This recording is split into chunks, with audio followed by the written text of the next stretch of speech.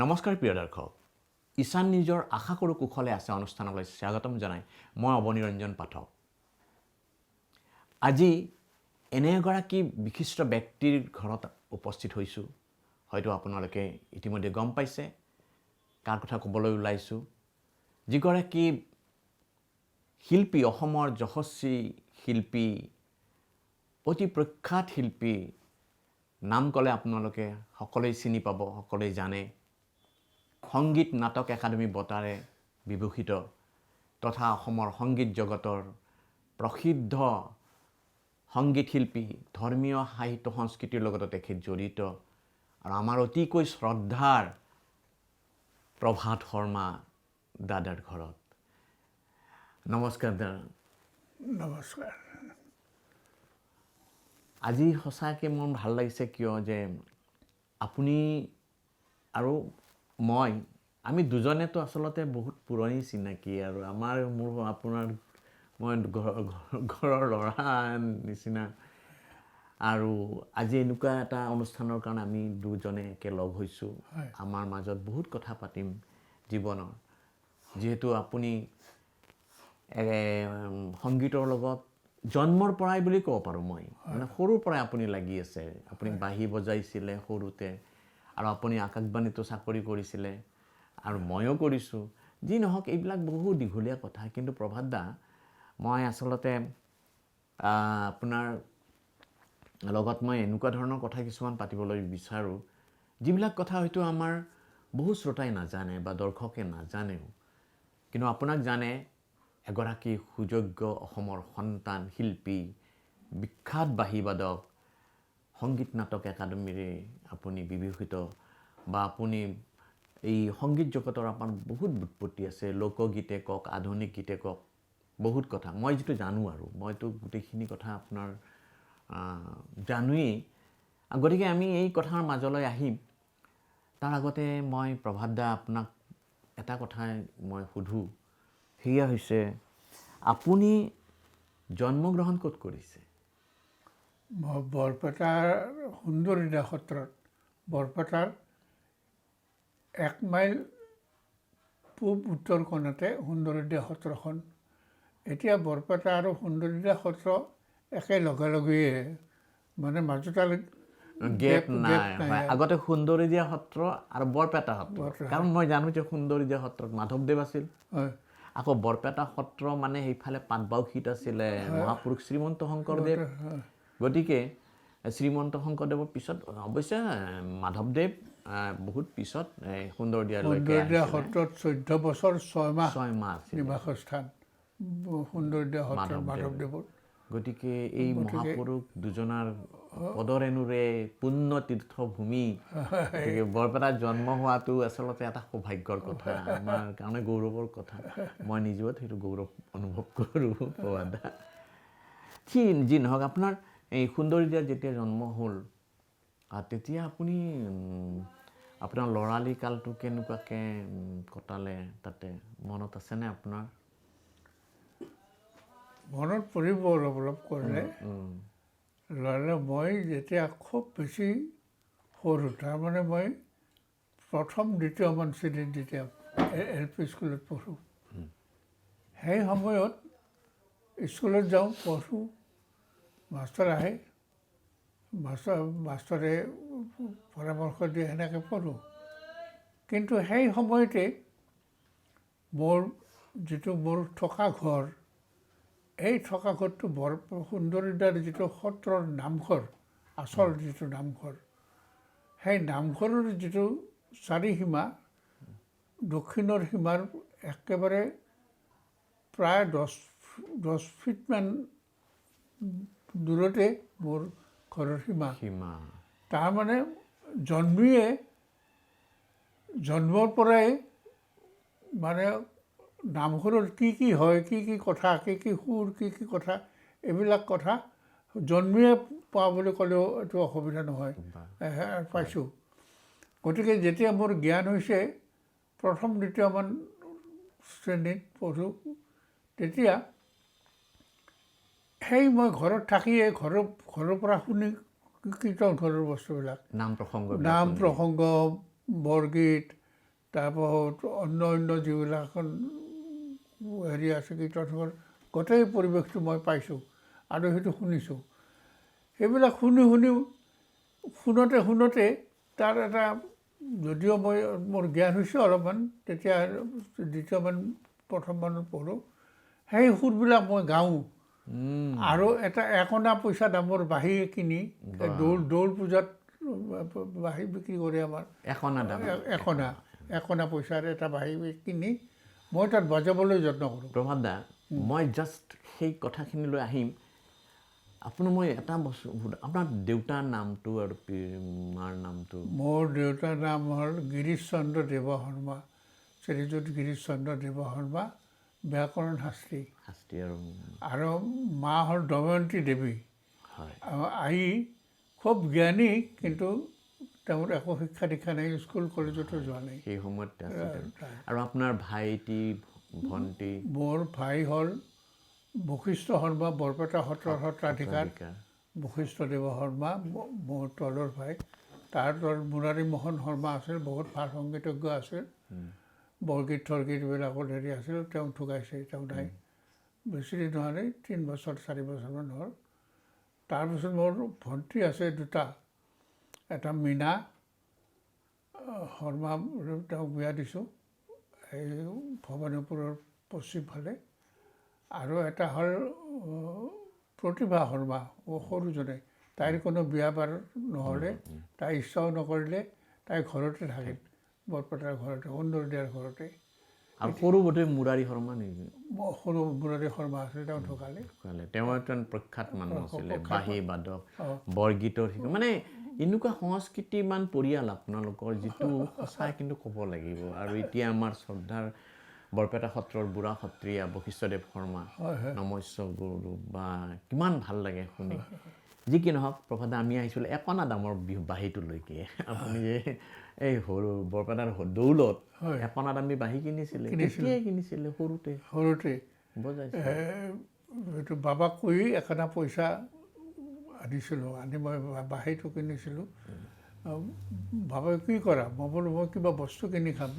বাবাই বৰ কষ্ট কৰি 1 অনা, ঘৰৰ অৱস্থা বেয়া আছিল, বাবাই কষ্ট কৰি দিছিলে নেকি, 1 অনা পইচা দিছিলে। পাছত মই ক'ত কিবা কিনি খাম, মই সেই বাঁহীটো কিনি, সেই বাঁহীত কীৰ্তন ঘৰত যিবিলাক সুৰ শুনো, সেইবিলাক বজাবলৈ আৰম্ভ কৰোঁ। বজাবলৈ আৰম্ভ কৰোঁতে সেই তাত অলপ কিবা কিবি উঠে, মনটো ভাল লাগে। মনটো ভাল লাগিলে আৰু সেই ভাজে চলোঁ। তাৰপিছত আৰু ক'মনে সেইবিলাক কথা? নাই, সেইবোৰ কথাটো আছে। তাৰপিছত আপুনি বাঁহীটো আপুনি নিজৰ একদম হেৰি হিচাপে ল'লোঁ। বাঁহীটো মই তেনেকৈ বজালোঁ। বজাই মই অলপ পাৰা যেন হ'লোঁ। হোৱাৰ পিছতে আমাৰ সুন্দৰদিয়াৰ 4খন হাতী, পূব হাতী, পশ্চিম হাতী, উত্তৰ হাতী, দক্ষিণ হাতী, বহাগ বিহু, দৌল, এইবিলাকত এই হাতীবিলাকত 2খন কৰি যাত্ৰা কৰিব লাগে। 2খন কৰি যাত্ৰা কৰিব লাগে। এখন হাতীত এটা অলপ বুঢ়াৰ দল বুলি কয়, আৰু এটা চেঙেলীয়া, এনেকৈ 2খন ডামা কৰিব লাগে। যাত্ৰা আছিল তেতিয়া, যাত্ৰাৰ নিচিনা। পাছত তাতে এবাৰ মোক এটা সৰু বাল্যকৃষ্ণৰ হেৰি অভিনয় কৰিব লগা হ'ল। সৰু কৃষ্ণ অভিনয় কৰিব লগা হোৱাত মোৰ সেই বাঁহীটো সম্বল আৰু যাই তাতে ৰিহাৰ্চেল কৰোঁ, সৰু কৃষ্ণ মই সেই ডাইলগবিলাক মুখস্থ কৰোঁ, কিবা কৰোঁ, এইবোৰ কৰোঁ। তাতে সেই গান থাকে, 2টামান গান আছিল। সেই গান থাকোঁতে গানৰ গানৰ মোক সুৰ কৰি দিয়া, মই নিজে সুৰ কৰি সেই গানৰ সুৰ কৰি তাত গাইছিলোঁ। সেইবিলাক পাছতহে বুজিলোঁ, সেই যাত্ৰাত যিটো গান আছিলে, যাত্ৰাৰ গান, সেই গানবিলাক সুৰ কৰি আপুনি বজাইছিলে? বাঁহীটো বজাইছোঁ আৰু মই গাইছিলোঁ। মানুহৰ বহুত প্ৰশংসা পাইছোঁ। প্ৰশংসা পাই আৰু মই বহুত কিবা কৰিব জানিলোঁ নেকি, এনে এটা ভাৱ হ'ল। আৰু এনেকৈ ভাৱ হয়তো সেই হেৰি কৰে, সুন্দৰদিয়া সত্ৰৰ কিৰণ দাস, গোবৰ্ধন দাস, যাদৱ চন্দ্ৰ পাঠক, বৰগীতৰ এনেকৈ আছিলে ভাল ডালিম পাঠক। তেওঁলোকে মোক উৎসাহ দিলে। বাবাইও খুব ভাল পালে। পাই বাবাই বৰপেটাৰ গানৰ স্কুল জয়কৃষ্ণ সংগীত বিদ্যালয় হেৰিত বৰপেটাৰ হাইস্কুলত হয় সেইখন আমাৰ মিশ্ৰ ফেমিলিৰ জয়কৃষ্ণ সংগীত বিদ্যালয় সেইখন প্ৰথম স্কুল বোলে গানৰ স্কুল অসমৰ সেইখন বহুত পুৰণি সেইখন এতিয়াও চলি আছে সেইখন তাৰপিছত তাতে মোক নামলগি দিলে বাবাই নামলগি দিয়াত তাতে আৰু বৰপেটাতো এইবিলাক কৰিছিলোঁ কৰি খুব নাম হ'ল তাৰপিছত মই ভাবিলোঁ কি মই একেবাৰে বিখ্যাত হৈ গ'লোঁ এনেকৈ বাহিৰ বহুত সাংঘাতিক এনেকৈ সাংঘাতিক হৈ থাকিল মোৰ মনত এটা ভাৱ হ'ল মই আৰু খুব সাংঘাতিক মই বিৰাট ডাঙৰ মিউজিচিয়ান বুলি নহয় বাঁহী বাদকো আৰু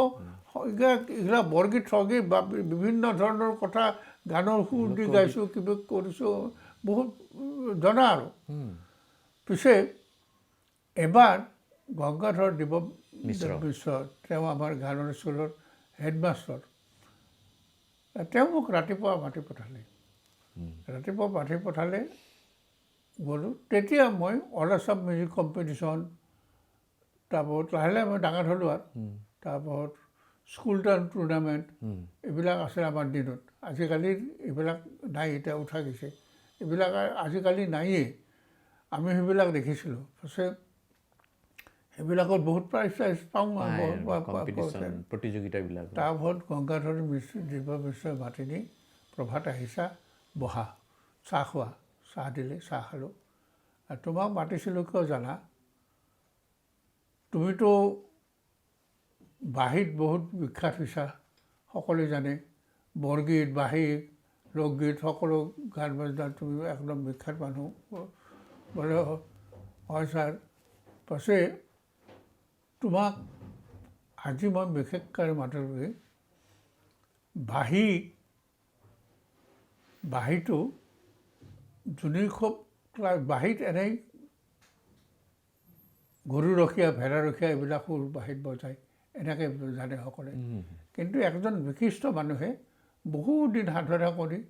15-16 বছৰ সাধনা কৰি গুৰুৰ তলতো কিছু শিকি তেওঁ বাঁহীত ক্লাছিকেল শাস্ত্ৰীয় সংগীত বজাব পৰা হৈছে গতিকে সেই মানুহজনৰ আজি নেশ্যনেল প্ৰগ্ৰাম আছে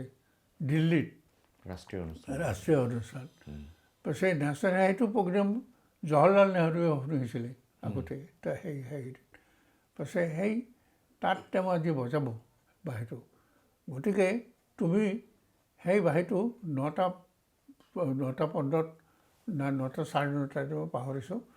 তুমি শুনিব লাগে ৰেডিঅ'ত বাজিব তুমি শুনিব লাগে তাৰপৰা মই অলপ পেটে ভাল পোৱা নাই গংগা মিশ্ৰ মই ইমান বিখ্যাত বাঁহী বাদক ইমান সাংঘাতিক মই চাৰিওফালে বজাওঁ হেৰি কৰোঁ গতিকে তেওঁ জানে এইটো কথা নিজে জানি আৰু কোন পান্নালাল ঘোষৰ বাঁহী তেওঁৰ মানুহজনৰ নাম হ'ল পান্নালাল ঘোষ বিখ্যাত বাঁহী পাৰে তাৰপাছত মই কোন পান্নালাল ঘোষৰ বাঁহী তেওঁ নিজে জানে মই ইমান ডাঙৰ বাঁহী বাজোৱা মানুহ সকলোৱে জানে তেওঁ আৰু কি মোক বাঁহী সুধবা দেই তথাপি মাষ্টৰ সুধিব নহয় শুনিছিলা বুলি ক'তো ৰেডিঅ' নাই সেই অঞ্চলত মানে সুন্দৰদিয়া অনন্ত মহাজন পিনুসখী অনন্ত মহাজনৰ ল'ৰা তেওঁৰ ঘৰত এটা ৰেডিঅ' মস্ত ডাঙৰ ৰেডিঅ' মানফি ৰেডিঅ' দুইফালে বাঁহ দিয়া মাজত গ'লোঁ তাত কিয় আহিলোঁ সখী বোলে এনেকৈ কিবা পান্নালাল ঘোষৰ বাঁহী আছে মোক গংগা মিশ্ৰৰ ছোৱালী শুনিব দিছে নুশুনিলে বেয়া পাব নহয় সেইখিনি শুনিব বহক পাছে মোক বহিব দিলে দিয়াত বাঁহীটো আহিল বা এনাউন্সমেণ্ট দিলে পান্নালাল ঘোষ কেনেকৈ শিকিছে কি কথা তাৰপৰা তবলে নিখিল ঘোষে তবলা বজাইছে তাৰপৰা এইবিলাক ক'লে কৰাৰ পিছত ৰাগ আৰম্ভ হ'ল পূৰ্ব কল্যাণ ৰাগটোৰ নাম আছিল পূৰ্ব কল্যাণ সেইটো প্ৰভাত দা মই মাজতে কৈছোঁ সেইটো আমাৰ ৰেডিঅ'ৰ যিটো বাৰ্ষিক এই আকাশবাণী সংগীত সন্মিলনৰ অনুষ্ঠান আছিল চাগে সেইকাৰণে সেই দিনতে পৰা আছিলে 50 পিছৰ মানে 50 একজেক্টলি মোৰ মনত পৰা নাই তেতিয়াৰ পৰাই আছিলে গতিকে সেই অনুষ্ঠানত পান্নালাল ঘোষে বজাইছিলে আচ্ছা আপোনাৰ সেই তেওঁ বজালে প্ৰথম 3 মিনিটমান মই একো ভাল লগা নাই আকৌ গংগামেশ্বৰদেৱে কৈছিল যে তেওঁৰ বাঁহীটো বৃহৎ আগতো ডাঙৰ বাঁহী তাৰপাছত তেওঁ হুকে মাত দিছে মই ভাবোঁ কি ডাঙৰ বাঁহী বাঁহ এডালত ফুটা বিন্ধা কৰিলে আমাৰো এনে মাত হ'ব এইটো কি ডাঙৰ কথা প্ৰভাত দা সেই তাৰমানে আপুনি পান্নালাল ঘোষৰ ৰেডিঅ'ত বাঁহীটো শুনিব গৈছিল ন কওকচোন কওক শুনিলোঁ প্ৰথম 3 মিনিটমান মোক আকৌ ডাঙৰ বাঁহ এডাললৈ কৈছে গংগামেশ্বৰহেঁতে বাঁহেৰে ডাঙৰ বাঁহ ফুটে বিন্ধা কৰিলে আমাৰো সেনে মাত হ'ব এনেকৈ 2 মিনিটমান 1.5 মিনিটমান গ'ল ৰাগ বজাইছে পূৰ্বকেলাৰ ৰাগ লাহে লাহে লাহে লাহে যেতিয়া ৰাগবিলাক হয় কি নোটবিলাকো ওপৰ মুখে উঠি যায় এটা এটাকৈ এনেকৈ হাইক লগি উঠি যায় যেনেকৈ গান্ধাৰমান হৈছে গা মেন পাইছে তেতিয়া মোৰ কিবা গাটো চিৰিকৈ মাৰি দিয়ে আৰু অলপ সিঁচি উঠে এনেকুৱা কিবা লাহে লাহে লাহে লাহে যাই 10 মিনিটমান গৈছে যাওঁত মোৰ চকুদি পানী ওলাইছে মোৰ জীৱনৰ চকুৰ পানী প্ৰথম দিনা সেইদিনা তাৰপিছত বজাই বজাই বজাই বজাই একদম শেষ হ'ল মোৰ একেবাৰে জ্বৰ উঠাৰ নিচিনা হৈ গৈছে বাঁহীটো শুনি এনেকুৱা মানে সাংঘাতিক তাৰপিছত এটা ধুন আছে ধুনটো এতিয়া মোৰ মনত আছে কি বজাইছিল সেই ধুনটো এটা ধুন বজাইছে 4 মিনিট 5 মিনিটমানৰ সেই পান্নালাল ঘোষ পূৰ্বতাত এইটো এতিয়াও ৰেডিঅ'ত আপুনি সেই ধুনটো বজাব পাৰিবনে কেতিয়াবা পাৰে মনত পৰিলে মনত আছে এনেই কিন্তু বজাওঁ কেতিয়াবা পিছে সেই পান্নালাল ঘোষ সেই শুনি মই গোটেই পানীৰ ৰাস্তা আছিল পানীৰ মাজেৰে খোজকাঢ়ি আহিব লাগে ঘৰলৈ আহিছোঁ ক'ত খোজ পৰে ঠিক নাই একদম জীৱনটো যেন মোৰ বৃথা হৈ গৈছে এইবিলাক যি কৰিছোঁ একদম কি বহুত বাঁহী টাহি হাবি যাবি হেন তেন এইটো গুৰি মুখে যায় ইয়াক ভালকৈ নিশিকিলে সেইদৰে তাৰপৰা মই ভাত খাব নোৱাৰোঁ পানী খাব নোৱাৰোঁ আইয়ে মোক ধৰা দিয়ে তোৰ কি হৈছে কওঁ ভালকৈ কবিৰ খেতি আছে পিছফালে মাতি নিয়ে তেতিয়া মই ক'লোঁ যে এনে কথা পান্নালাল ঘোষৰ বাঁহী এনে শুনিছিলোঁ এনেতো গতিকে মোক এটা ভাল মাষ্টৰ লাগে এইটো গুৰুমুখী বিদ্যা ভালকৈ শিকিব লাগে এইটোক এটা তোৰ যে এই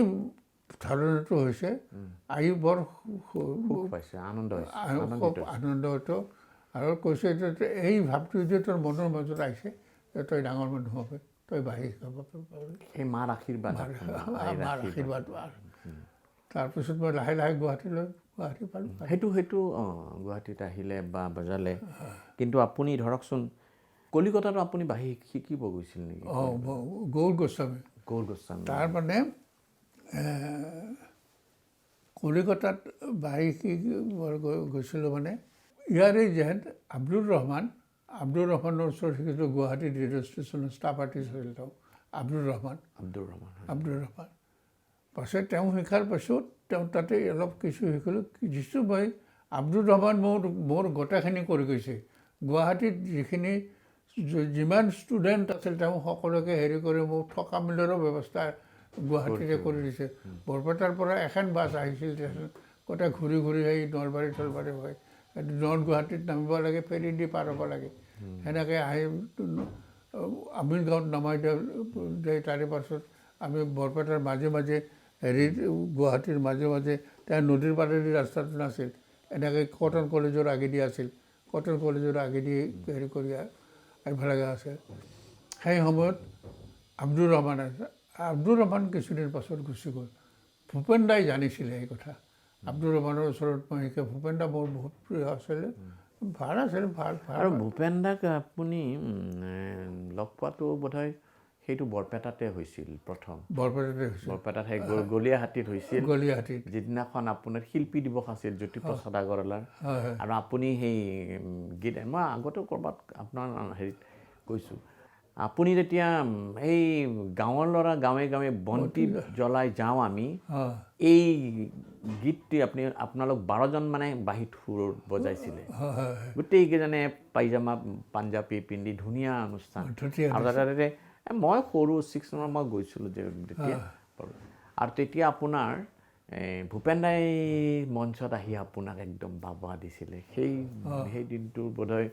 আপোনাৰ মনত আছে মনত আছে মনত আৰু সেই তেতিয়া আপোনাক কৈছিলে তাৰপিছত আপুনি ভূপেন দালক বহুত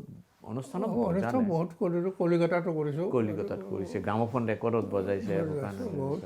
গ্ৰামোফোন ৰেকৰ্ডতো বজাইছোঁ আৰু অন্য হেৰিতো বজাইছোঁ তাৰপিছত এনেকৈ হেৰি কৰি আৰু আব্দুৰ ৰহমান যেতিয়া গুচি গ'ল তেতিয়া মোৰ হাহাকাৰ লাগিল লাগতে মই ভূপেন দাক ক'লোঁ যে দাদা এনেকৈ আব্দুল গ'ল নেকি বোলে অঁ গ'ল ঢাকালৈ গ'ল তেওঁ গতিকে মোক সমস্ত ইয়াতে হেৰি কৰি দি গৈছে আৰু মোক শিকায়ো গৈছে বহুতখিনি কথা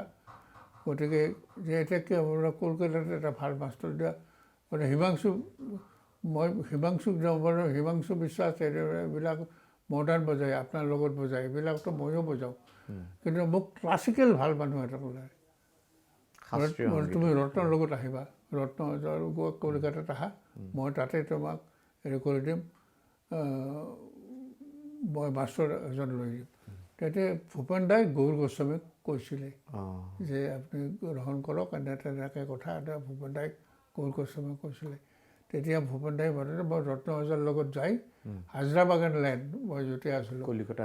হাজৰা বাগান লাইন তাতে থাকি মই গৌৰ গোস্বামীৰ ওচৰত বাঢ়ি শিকিলোঁ এনেদৰে 5 বছৰ গৌৰ গোস্বামী মোৰ গুৰু আৰু এনেকৈ মই শিকিছিলোঁ বাঢ়ি শিকিলে তেনেকৈ তাৰপিছত ভূপেন দাই লৈ দিছিল মাষ্টৰটো গৌৰ গোস্বামী তাৰপিছত আপুনি বোধহয় কলিকতাতো ভূপেন দালত বাঢ়ি বজাইছোঁ ফাংচনতো বজাইছে বা HMV ৰেকৰ্ডিঙতো বজাইছোঁ তাৰে পৰা আহি আপুনি চাকৰি কেতিয়া কৰিলে চাকৰি মই দুটা কৰিছোঁ প্ৰথম মই পাব্লিচিটিত কৰিছিলোঁ চংচন ড্ৰামা ডিভিজন নহয় information and public relation office information and public relation publicity বুলি কয় পাব্লিচিটিত মই ষ্টাফ আৰ্টিষ্ট হিচাপে ৰুদ্ৰ বৰুৱাই মোক নলবাৰী তলবাৰীবিলাকত মই বেলেগ বেলেগ কাম কৰি আছিলোঁ এই গানৰে কাম গান বাজনাৰে কাম তাতে ৰুদ্ৰ বৰুৱাই বহুত পৰীক্ষা নিৰীক্ষা কৰি মোক লৈ আহিছিলে আহি মোক চাকৰি দিছিলে ৰুদ্ৰ বৰুৱাৰ নাম ক'বই লাগিব তেওঁ দেখিছোঁ তেওঁ যথেষ্ট হেৰি কৰিছে মোৰ জীৱনত একদম গুৰু মানুহ তেওঁ আৰু গোটেই পথ প্ৰদৰ্শনৰ মানুহ তেওঁ হেৰি কৰি তেওঁৱে মোক ধৈৰ্য কৰিছে প্ৰথমখিনি তাৰপৰা তেওঁ চাকৰিটো দিলে ৰেডিঅ'ত মোৰ গোটেই দুইবেলাই হেৰি থাকে আৰু প্ৰগ্ৰেম থাকে প্ৰগ্ৰেম মাতে বাজিব লাগে একম্পানিমেণ্টৰ কাৰণে এইটোও মাতে সেইটোও মাতে গতিকে পাব্লিচিটিৰ চাকৰিটো সোনকাল কৰি আৰু ৰুদ্ৰ বৰুৱাই কেইদিনমান ছুটি দিলে বাৰু তাৰপৰা সদায় নোৱাৰে তাতে আৰু ৰেডিঅ'ৰ এটা হেৰি আছিল বুলি মই শুনিছোঁ আমি যে বাজিব লাগে পিটাৰ জোচেফ বুলি এজন লেংৰা ল'ৰা আছিলে আছে এতিয়াও ভাইলিন বজায় এই দুজনৰ আমি পিটাৰ জোচেফ জনি দা গীটাৰ বজাইছিলে পিটাৰ দাৰ ককাই তাৰপাছত এই 6 মাহে নাকি বছৰ দিনৰ মূৰত দিল্লীলৈ ৰেডিঅ' লিখিব লাগে তাৰমানে এই যে হেৰি হ'ল ইয়াৰ দিল্লীৰ পৰা আৰু চেংচন আহিব লাগে এই এক্সট্ৰাকৈ যে এই দুজনী বজায় এনেকৈ কেইবাবাৰো কৰাৰ পাছত দিল্লীৰ পৰা মই শুনা মতে দিল্লীৰ পৰা ক'লে যে এই দুজনে যে সদায় হেৰি কৰি নিয়া যায় মানুহ দুজন একদম পোষ্ট হিচাপে মানে নিযুক্তি দি দিয়ক তাৰপাছত ইণ্টাৰভিউ পাতিলে ইণ্টাৰভিউটো পিটাৰ জোচেফ মই আমি দুয়ো পাছ কৰি ৰেডিঅ'ত লৈ গ'লোঁ দুইজনে একেলগে পিটাৰ একদিন মোৰ পিছত আৰু একদিন মই আগত তেতিয়া ডিৰেক্টৰ কোন আছিলে ৰেডিঅ'ৰ আমাৰ দিনত ডিৰেক্টৰ আছিল বোধকৰো পাহৰিছোঁ ডিৰেক্টৰ বহুত ডিৰেক্টৰ বদলি আপুনি হেৰিক পাইছিলে নেকি UL লতিফ বৰুৱা পাইছোঁ খুব হেৰি তাৰপিছতে মোৰ নামেৰে যায় অৱনী দাস তেওঁ আছিল তেওঁকো পাইছোঁ বীৰেণ ফুকনটো আছিলে ফুকনকো পাইছোঁ এইবিলাক চব পাইছোঁ গোটেইখিনি পাইছে আৰু আপুনি ৰেডিঅ'ত যেতিয়া জইন কৰিলে এজ এ মানে এজন ষ্টাফ আৰ্টিষ্ট হিচাপে বাঁহীবাদক হিচাপে তেতিয়া আপোনাৰ কেনেকুৱা লাগিছিল ৰেডিঅ'ৰ পৰিৱেশটো আৰু সোমাই সদায় খুবেই ভাল লাগিছিল তেতিয়া ৰেডিঅ'ৰ পৰিৱেশ খুবেই ভাল আছিল খুবেই ভাল আৰু মানে ৰাতি নোপোৱা পাওঁ ঘৰত আহি আৰু ফিৰতে পুৱা হ'লে ৰেডিঅ' পাৰব আৰু যাই ৰেডিঅ'ত গোটেইখিনি গান বাজনা ষ্টাফ আৰ্টিষ্ট ইটো সিটো হেন তেন বহুতখিনি ভাল লাগে আৰু ৰেডিঅ'। প্ৰভাত দা আমি ৰেডিঅ'ৰ কথা পাতি আছিলোঁ ৰেডিঅ'ত আপুনি চাকৰি কৰিছিল না ৰেডিঅ'ত কেনেকুৱা এটা পৰিৱেশ সুন্দৰ পৰিৱেশ সেই সময়ত বহুত শিল্পীক আপুনি পাইছে এতিয়া হয়তো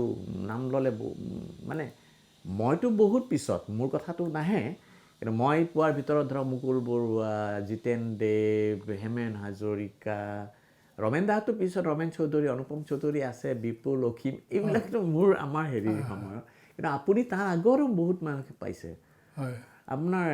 ষ্টাফ আৰ্টিষ্টখিনি যে আছিলে ৰেডিঅ'ৰ এছৰাজ বজোৱা বা হেৰি মনত পৰেনে আপোনাৰ পৰে বহুত গুণী গুণী মানুহ আছিল সেইবিলাক এছৰাজ বজোৱা নহয় ভায়লিন বজোৱা আছিলে আগৰ আৰু হেৰি আছিলে আপোনাৰ আখতাৰ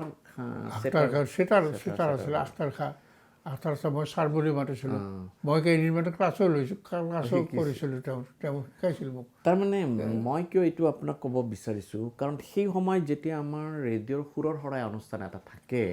তেতিয়া এটা মজিয়াত ষ্টুডিঅ'ত 4 নম্বৰে হওক বা 3 নম্বৰ বিশেষকৈ 4 নম্বৰ ষ্টুডিঅ'ত তাত গোটেই শিল্পীবিলাক বহি থাকে নহয় একেলগে কৰে আপোনালোকে বাহিয়ে তাহিয়ে এটা ধুনীয়া পৰিৱেশ থাকে গতিকে সেই পৰিৱেশটো আজিকালিতো বেলেগ হৈ গ'ল টেকন'লজি আহিল ডিজিটেল হ'ল বহুতখিনি পৰিৱৰ্তন হৈছে সেই স্মৃতিবিলাক বেলেগ কথা অৱশ্যে মোৰ হাইদৰো আছিলে নহয় তেতিয়া মানে হাইদৰো আছিলে যি নহওক বহুত শিল্পী আছিলে এইখিনি পিছতে আপুনি এগৰাকী সুৰকাৰ কিন্তু খুব বহুত গান সুৰ কৰিছে আপুনি আৰু আপোনাৰ এটা সুৰ এটা মানে কি বহুতকেইটা সুৰ আছে তাৰ মাজত ৰেডিঅ'ৰ এটা সুৰ আপুনি বিশেষভাৱে আপুনি ভৱেনৰ কাৰণে কৰিছিলে চেমনীয়া চৰাত কুঁহিপাত যেন কোমল কোমল ফুলকলি যেন হাঁহি এই গানটো আপুনি কিন্তু বিশেষভাৱে কৰিছিলে ভৱেনৰ কাৰণে কিন্তু পিছত সেইটো অনিমা ভট্টাচাৰ্যই গালে আপুনি গীতৰ শৰাইত হয়নে কথাটো কেশৱ মহন্তই লিখা কুঁহিপাত যেন কোমল কোমল ওত তোৰ ফুলকলি যেন হাঁহি কিনো নাম দেউতৰ লাহি নে পাহি নে বাহে বাহি বৰ সুন্দৰ গীত আছিলে সেইটো গানৰ কথা মোৰ মনত পৰে আপুনি হেৰি কৰিছিলে আপোনাৰ সুৰ কৰা গান আৰু তাতে কেইবাটা আছিলে বহুত গান কেইটা বহুত আছে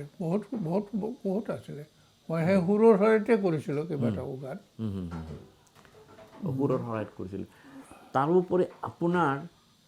আপুনি কেতিয়া মানে খগেনদাৰ লগতো বাঁহী বজাইছে আপুনি খগেন মহন্তৰ লগত খগেন অৰ্চনা মহন্ত বহুত অনুষ্ঠানত অৰ্চনা মহন্তৰতো বহুত গান মই কৰা অৰ্চনা মহন্তৰ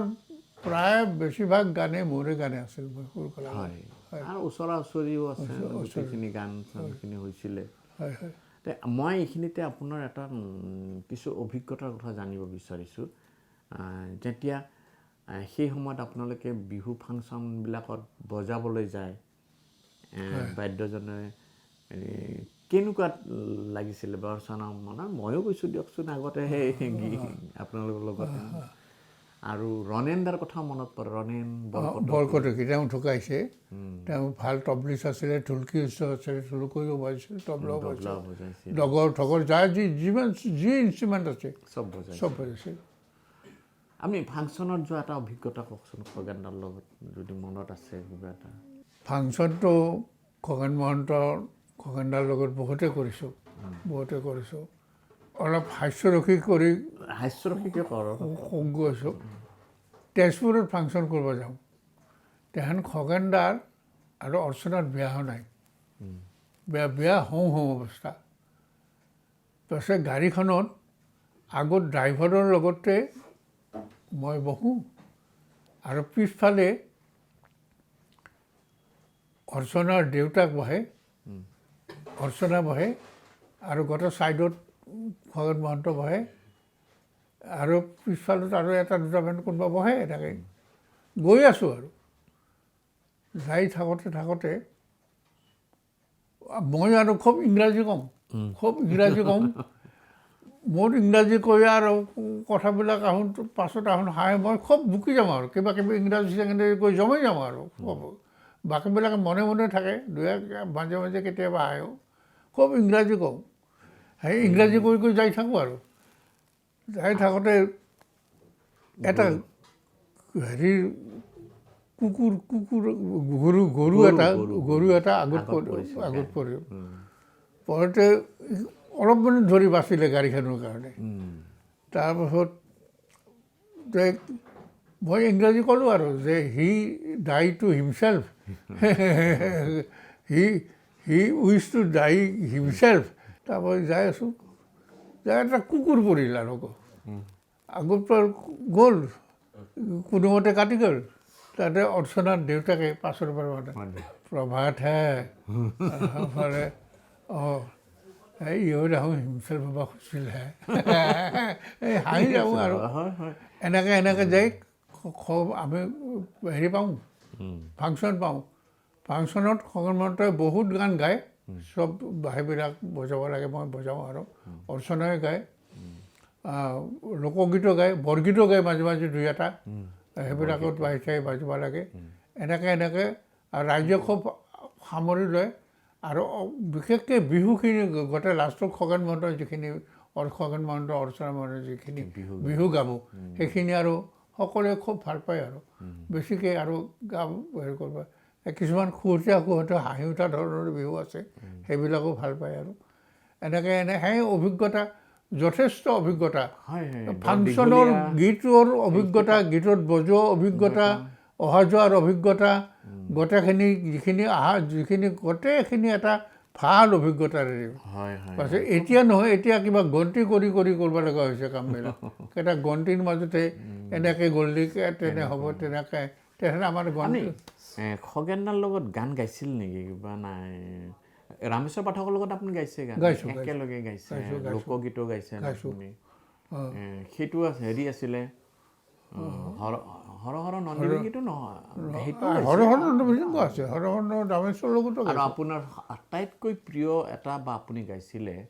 শংকৰে বলে মানে ভকতক মাতি আনি কি সুন্দৰ সেইটো এতিয়াও ৰেডিঅ'ত আছে বোধকৰো সেইটো এটা ৰেকৰ্ড আছে গাঁওখন ৰেকৰ্ডো আছে তাত শংকৰে বলে গাঁওখন ৰেকৰ্ডো আছে হয় হয় মানে সংগীতৰ এইটো এটা আপোনাৰ মস্ত দীঘলীয়া যাত্ৰা কিমান আজিৰ পৰা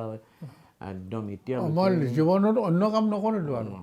মোৰ এইটো কামেই কৰিছোঁ সংগীতৰ লগতে সমান্তৰালভাৱে আপুনি ধৰ্মীয় এটা ৰীতি নীতি পৰম্পৰাৰ মাজতো আছে মহাপুৰুষ দুজনৰ যিহেতু আপুনি এগৰাকীও খুব ভক্ত বা আদৰ্শৰে অনুপ্ৰাণিত আপোনালোকে গতিকে তেনেকুৱা ধৰণৰ গতিকে বৰগীত আপোনাৰ এটা ডাঙৰ সংগীত আপুনি বৰগীত লোকগীতটো বহুত গাইছে আপুনি তাৰপিছত আপুনি এটা কাম কৰিলে আপোনাৰ এটা সংগীতৰ এটা গ্ৰুপ বনালে পাঞ্চজন্য বুলি অসমৰ বিভিন্ন ঠাইত আপুনি পৰিৱেশন কৰিছে সেইটো সুৰৰ অসমৰ গোটেই ভাৰতবৰ্ষতে কৰিছে পাঞ্চজন্য নহয় এইটো দেৱগান্ধা পাঞ্চজন্যটো প্ৰথম কৰিছিলোঁ এইটো অসমত পাঞ্চজন্য আপোনাৰ পাঞ্চজন্য আছে এইটো দেৱগান্ধটো গোটেই ভাৰতবৰ্ষতে কৰিছোঁ আৰু তাতে কাটি নি মই লণ্ডনতো কৰিছোঁ লণ্ডনত নিজৰ হেৰিবিলাক তাত লণ্ডনত অসমীয়া ল'ৰা ইংৰাজী ল'ৰাৰ মাজতো সেইটো শিকাইছোঁ সেই ধৰণে শিকাইছোঁ নহয় তাহাৰ দ্বাৰা যিখিনি সম্ভৱ হয় শিকাইছোঁ আৰু তেওঁলোকৰ ল'ৰা ছোৱালীৰ তেওঁলোকৰ দেউতাক মাকৰ মাজত সেইবিলাক মই শ্ব' কৰি থৈ আহিছোঁ এতিয়াও তেওঁলোকে নিজে সেইবিলাক কৰিব পাৰে লণ্ডনত কৰে এতিয়াও গতিকে এটা আপুনি হেৰি দি আহিছে তেওঁলোকক এটা অনুশীলনৰ এটা ৰাস্তা দি আহিছে হয় মই সেই কথাটো সুধিম বুলি ভাবিছিলোঁ আপুনি লণ্ডনলৈ যোৱাৰ এটা অভিজ্ঞতাৰ কথাটো আছে সেই এটা বৰ সুন্দৰ ঘটনা আৰু আপুনি লণ্ডনত গৈ অসমীয়া যি লোকসংগীত বা সংস্কৃতিৰ গীত মাতো পৰিৱেশন কৰিছোঁ বা তেওঁলোককো শিকাই আহিছে খুব ভাল হেৰি কৰিছে কিন্তু বাবুদা আপোনাৰ এটা বৰ ডাঙৰ কথা মানে আপুনি অসমীয়া কেইবাখনো চলচ্চিত্ৰত সংগীত পৰিচালনা কৰিছে বহুত চলচ্চিত্ৰত কৰিছে সন্তানত আছে আৰু আপোনাৰ বহুত হেৰি আমাৰ অমৰ পাঠক আছে আৰু আমাৰ ফণী তালুকদাৰ গৌৰী বৰ্মনৰ ছবি আছিল গৌৰী বৰ্মনৰ দুখনমান আছে ভৱেন্দ্ৰনাথ শইকীয়া ডক্টৰ ভৱেন্দ্ৰনাথ তেওঁৰ এখন পৰিচালনা কৰিছোঁ আৰু সেই গানবিলাকতো কম গান নহয় সেই সময়ত গতিকে আপুনি সকলো ধৰণৰ গানবিলাক সুৰ কৰিছে তাৰ মাজত আপোনাৰ এতিয়াও মনত পৰে সেই ৰিদীপ দত্তই গোৱা গান আহাচোন আহা কাষলৈ আহা ৰিদীপ দত্ত আৰু হেৰি গাইছিলে নেকি সেইটো কলিকতাৰ ছিংগাৰ আছিল নেকি কলিকতাৰ ছিংগাৰ আছিল পাইছোঁ নামটো নিৰ্মলা নহয় যি নহওক এই গানবিলাক আপুনি ধুনীয়া এটা সুৰ গোটেই মডাৰ্ণাইজখিনিও আছিল আপোনাৰ আধুনিকৰণ সেই সময়ৰ বা লোকসংগীতৰ সুৰৰ সেই কথাটো মানে গানবিলাক আচলতে আমি শুনিব পালে ভালো লাগে অমৰ পাঠক আৰু আপুনি মানে এটা খুব সম্পৰ্ক আছে গানৰ মাজত সন্তানখন কৰোঁতে সেইখন কলিকতাতে গানবিলাক কৰিছিল তেতিয়াতো আৰু কলিকতাত কৰিছিলোঁ তেতিয়াতো আৰু আমাৰ আজিৰ দৰে ইয়াত ষ্টুডিঅ' নাছিলোঁ সন্তান সংগ্ৰাম অমৰ পাঠকৰ ছবি গিৰিশ দাস বৰগীত ফিল্মলৈ অনা মানুহ মই বৰগীত যে সংগ্ৰামত প্ৰথম বৰগীত আছিলে পিণ্টু ভট্টাচাৰ্যই গাইছিলে সেইটো মধুৰ বুৰতে মুৰাৰো তাৰপাছত পুলক বেনাৰ্জীৰ কণ্ঠত আছিল পিণ্টু ভট্টাচাৰ্যৰ কণ্ঠত আছিল তাৰমানে বৰগীতটো যে চিনেমাত সোমাব পাৰি তাৰে বহুত হেৰি কৰি বৰগীতটো তাতে সোমাব পিণ্টু ভট্টাচাৰ্যই গাইছিল তাৰমানে কলিকতাত ৰেকৰ্ডিং কৰোঁতে মই নাছিলোঁ সেইটো ৰেকৰ্ডিঙত পিণ্টু ভট্টাচাৰ্যক কোৱা হৈছিল অমৰেন্দ্ৰ পাঠকে কৈছিলে যে তুমি বৰগীত গাব লাগিব পিণ্টু ভট্টাচাৰ্যয়ে যে মই চব গান আপুনি যি কয় চব গান গাইম মই কিন্তু বৰগীতটো মই শংকৰদেৱ মাধৱদেৱৰ নামহে শুনিছোঁ মই বৰগীত জীৱনত শুনা নাই তো সেইকাৰণে গাব লাগিব তুমি যে শুনা নাই জীৱনত তুমি যে গোৱা নাই জীৱনত সেইকাৰণে তুমি গাব লাগিব অমৰেন্দ্ৰ পাঠকে সেনেকৈ ধৰিলে ধৰাৰ পৰা বহুত মান্তি হোৱাৰ পাছত তেওঁ ঘৰতে ধুতি পিন্ধি আহিছে হেৰিটো পিণ্টু ভট্টাচাৰ্য আহি একদম ফুলৰ মালা মাইক্ৰফোনত দি তেওঁ একেবাৰতে গীতটো গাইছে মধুৰ একবাৰত আৰু সেই গীতটোৰ পৰাই বৰগীতটো যে সাংঘাতিক বস্তু এটা গাইব লাগে কৰিব লাগে আমাৰ অলপমান সেই গীতটো এতিয়াও শুনিলে মানুহে অলপ বৰগীতটো কি বস্তু একদম মানুহে হেৰি কৰে ভাল পায় আৰু তাৰে পাছত গীতটো সন্তান সংগ্ৰাম প্ৰথমখন সংগ্ৰাম আছিলে তাৰপাছত সন্তানতো এটা বৰগীত হেনে দিয়া হ'ল সেই গীতটোও পিণ্টু ভট্টাচাৰ্যয়ে গাইছিলে আৰু সেইটো ময়ে খোল বজাইছিলোঁ সেইটো মই আছোঁ সেই ৰেকৰ্ডিঙত মই নিজে সন্তান গতিকে এই বৰগীতটো যে চিনেমাত কৰিব পাৰি সুবিধা বুজি সেইটো শংকৰদেৱ মাধৱদেৱৰ নাম লৈ সেইটো আমি কৃতকাৰ্য হৈছিলোঁ মনটো খুব ভাল লাগিছিল এই সন্তানৰ কথা কওঁতে মই এটা বেলেগ কথালৈ কৈছোঁ প্ৰভাত দা সন্তানত যদিও ডক্টৰ বেজবৰুৱাত ব্ৰজেন বৰুৱাই ডাবল ৰোল কৰিছিল দুটা অভিনয় কৰিছিলে সন্তানতো মানে দুটা ভূমিকাত কৰিছিল বাদল চৌধুৰী এই আমাৰ ৰাজেন চৌধুৰী জানে ন বাবা তেওঁৰ ল'ৰাই সেই কথাখিনি মানে হয়তো বহুতে নাজানে বা এই বাদল চৌধুৰী যে সন্তানত দুটা চৰিত্ৰ ৰূপায়ণ কৰিছিল আৰু সেই বাদল চৌধুৰী সংগ্ৰামত এটা সৰু চৰিত্ৰ ৰূপায়ণ কৰিছিল মোৰ মানে মই কথাখিনি কৈছোঁ বৰ ভাল লাগে সেই কথাখিনি আপুনি প্ৰভাত দা আপুনি থিয়েটাৰত আছিল নেকি এই বহুত থিয়েটাৰত আছোঁ তাকেতো সেই আগতেতো মানে পিছত আৰু আগতো আছে আৰু পিছত মাজতো সোমাইছিলে যেনেকৈ এইটো তৰালি কিন্তু বহুত থিয়েটাৰতো সংগীত কৰিছে ময়ো বহুত থিয়েটাৰত সংগীত কৰিছোঁ বহুত থিয়েটাৰৰ প্ৰথম ভ্ৰাম্যমান থিয়েটাৰৰ আৰম্ভণিৰ দিনৰ পৰা মই আছোঁ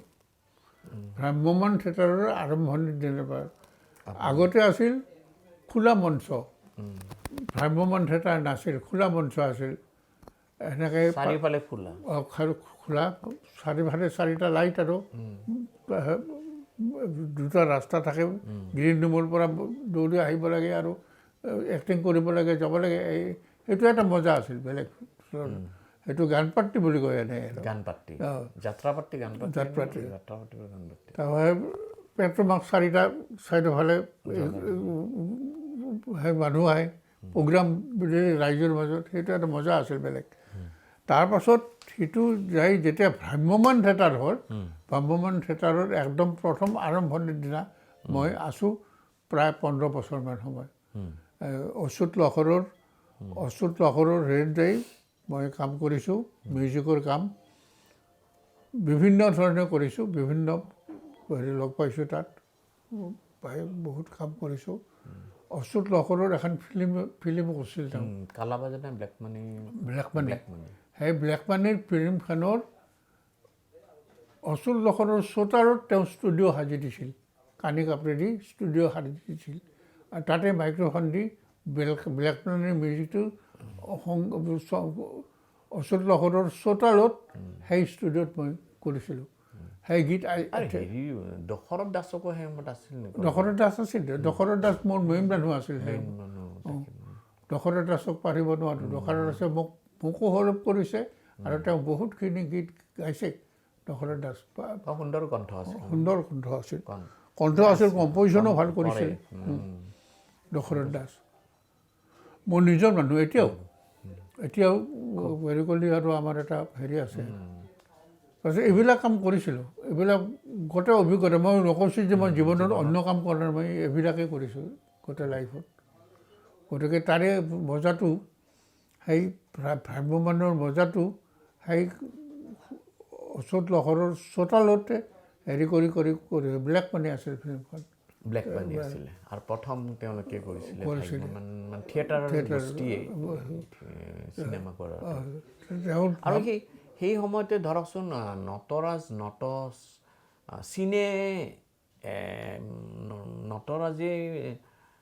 নটৰাজ বুলি মানে চিনেমা আছিল নটৰাজ এনেকৈ চিনেমাৰ নিচিনা কাটি তাতে লগাই দিছিল এইটো চিনে বুলি এতিয়া মানুহে দৰ্শকৰ হেৰি কৰাৰ কাৰণে কিছুমান সৰু সৰু চিন এটা হেৰি কৰি দিয়ে আৰু ঠিক আছে প্ৰভাদা আমি আচলতে বহুত কথাই পাতিলোঁ কিছুমান গান হেৰিত আৰু এতিয়া সাম্প্ৰতিক কালত ধৰকচোন আজি আপোনাৰ সন্তান ছোৱালী 3জনী হয় তাৰ মাজত তৰালী এগৰাকী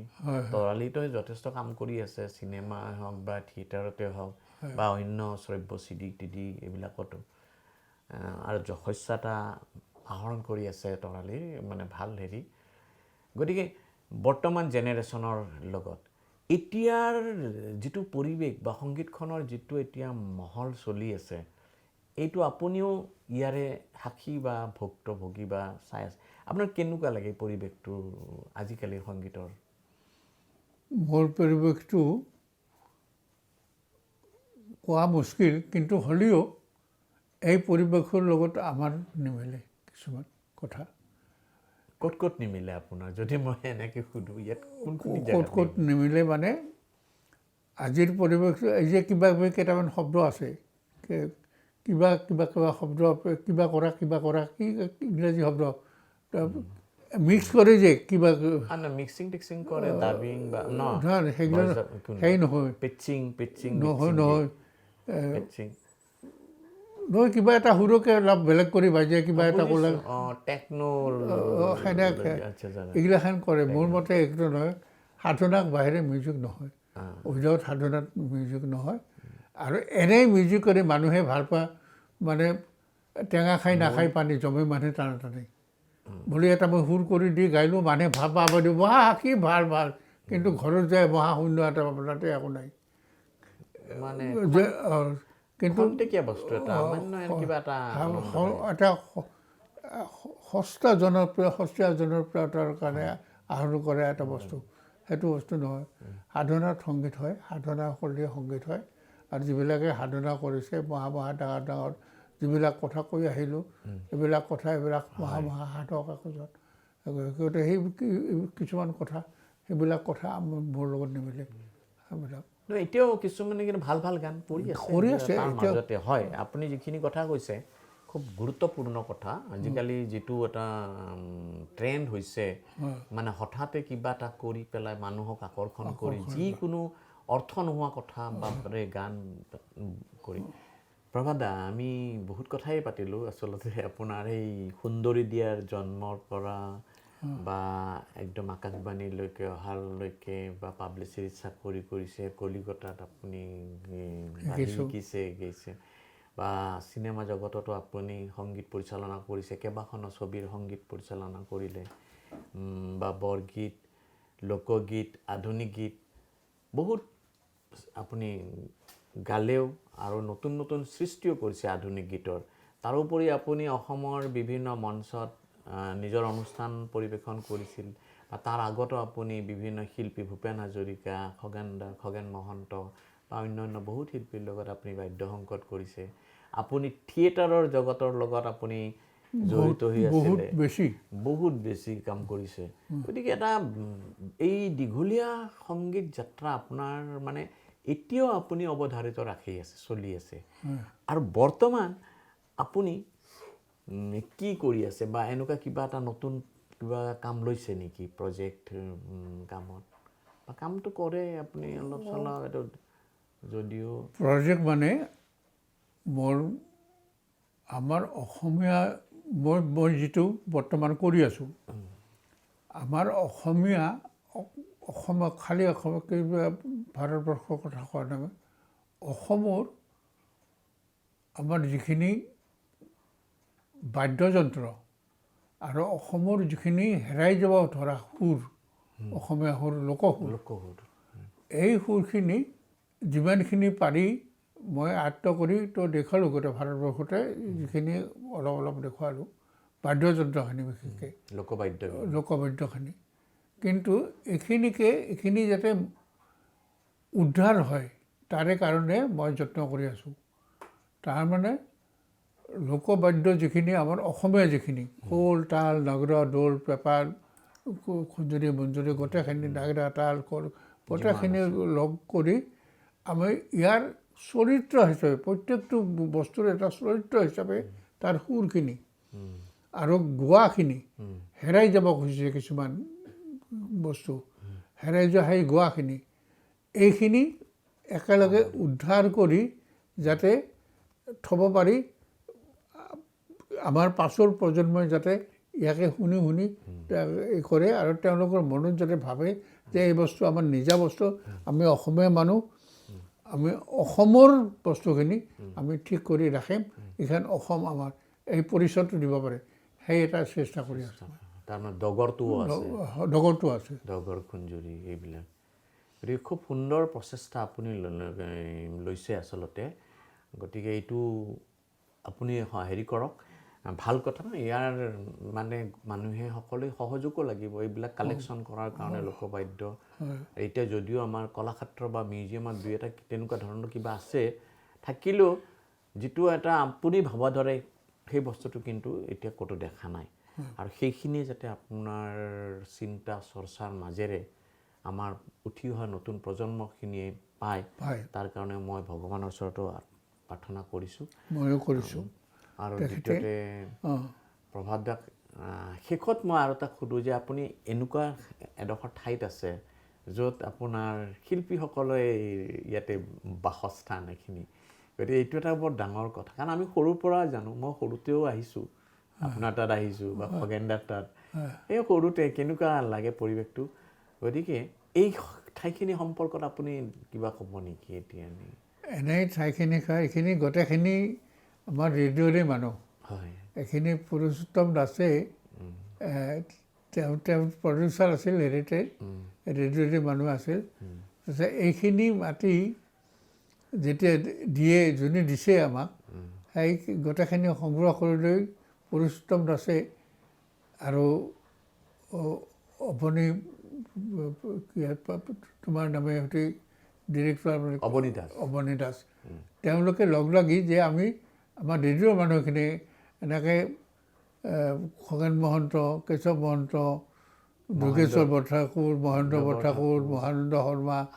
আপুনি এনেকৈ গোটেইবিলাকে হেৰি কৰি এই মাটিখিনি দিয়া হ'ল এটা পৰিকল্পনা গতিকে সেইধৰণে আমাৰ এই জেগাত এনে হৈ আছে এতিয়া এখন ভাল এখন মিটিং কৰিব লাগিলে অন্য মানুহ চাব নালাগে ইয়াতে সভাপতি ইয়াতে নিৰ্দিষ্ট বক্তা ইয়াতে গোটেইখিনি হ'ব ইয়াতে এক্টৰ এক্ট্ৰেছো হ'ব ইয়াতে গান গোৱা মানুহো হ'ব গোটেই এইখন পাৰাতে গোটেইখিনি কথাখিনি হয় আজি সেইফালে পাপনো আছে এইফালে তৰালিও আছে হয় আৰু এইফালে মানে মহানন্দ শৰ্মা আছে মহানন্দ শৰ্মাৰ নাটকৰ অনুপো আছে মানে গোটেই সংগীতৰ এইখন এখন মানে নিগাজী পাম সঁচাকৈ খুব ভাল লগা হেৰি নিগাজী পামটো বোধহয় কেশৱ ভিন্দৈ মহন্তই দিছিল নেকি সেইটো ময়ো ক'ব নোৱাৰোঁ বোধকৰো কেশৱ মহন্তই বা এইখিনিত আমাৰ কেশৱ মহন্ত বুলি ক'লে ধৰক আমাৰ মনোজ্যোৎস্না মহন্ত আছে হয় হয় সাগৰহঁত মানে গোটেই সাগৰ মনোজ্যোৎস্না মহন্ত আমাৰ এই পাৰাৰে মানে চববিলাকে আৰু এজনী আছিলে এসময়ত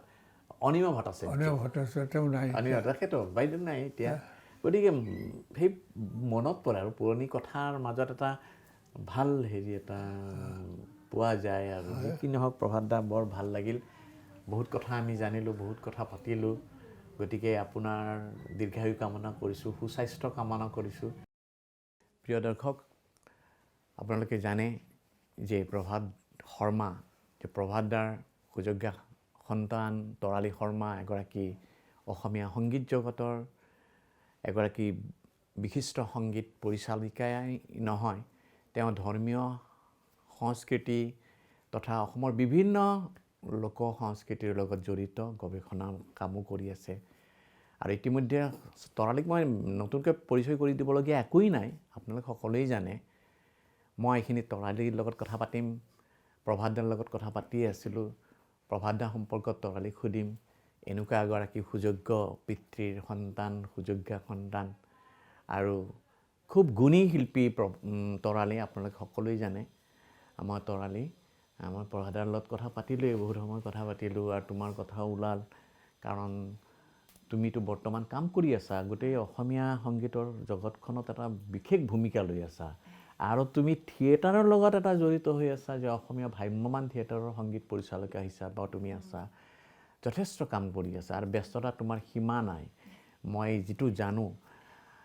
প্ৰভাত দাৰ নিচিনা এনেকুৱা এগৰাকী মানে গুণী পিতৃৰ সন্তান হিচাপে তোমাৰ কেনেকুৱা গৌৰৱ হয় বাৰু তাৰমানে আচলতে এটা ভেটি খুব মজবুত কৰিবলৈ অকলে কৰা নাযায় আচলতে কিছুমান মানুহৰ প্ৰয়োজন হয় বিশেষকৈ পিতৃ মাতৃ মোৰ মা আৰু দেউতা শ্ৰদ্ধাৰ প্ৰভাত শৰ্মা ৰেণু শৰ্মা তো সেই বেছ যিটো পিলাৰ সেইটো হৈছে প্ৰভাত শৰ্মা আৰু অনুভৱটো এনেকুৱা ধৰণৰ সৰুতে মই সৰুৰ পৰা আৰম্ভ কৰিব লাগিব সৰুতে যেতিয়া গান বাজনাৰ প্ৰতি ধাউতি এটা মোৰ আছিল গান গাওঁ হাৰমনিয়াম বজাওঁ সেইটো সময়ত পটককৈ বিচাৰিলে প্ৰভাত শৰ্মাক নাপাইছিলোঁ কাৰণ তেতিয়া তেখেত যথেষ্ট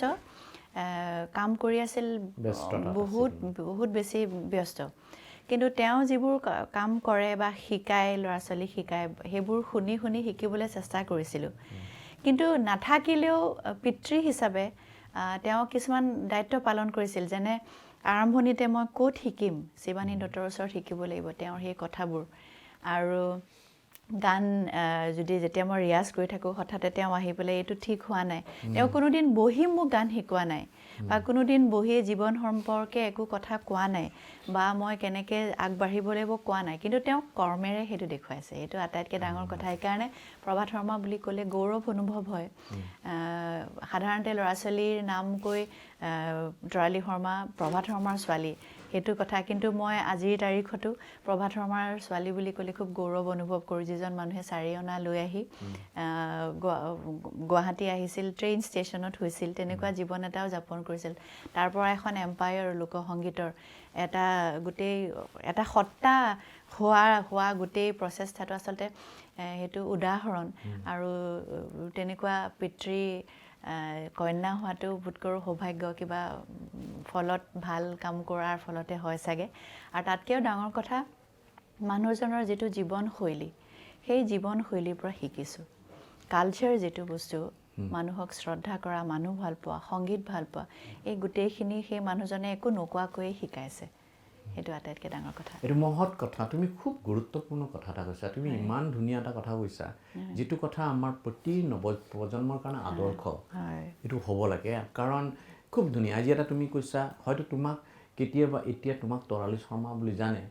কিন্তু প্ৰভাত দাক এসময়ত প্ৰভাত শৰ্মা বুলি জানিছিলে প্ৰভাত দাৰ লগত তোমাক দেখিলে কৈছিলে যে প্ৰভাত দাৰ ছোৱালী এতিয়া হয়তো এনেকুৱা প্ৰজন্ম আছে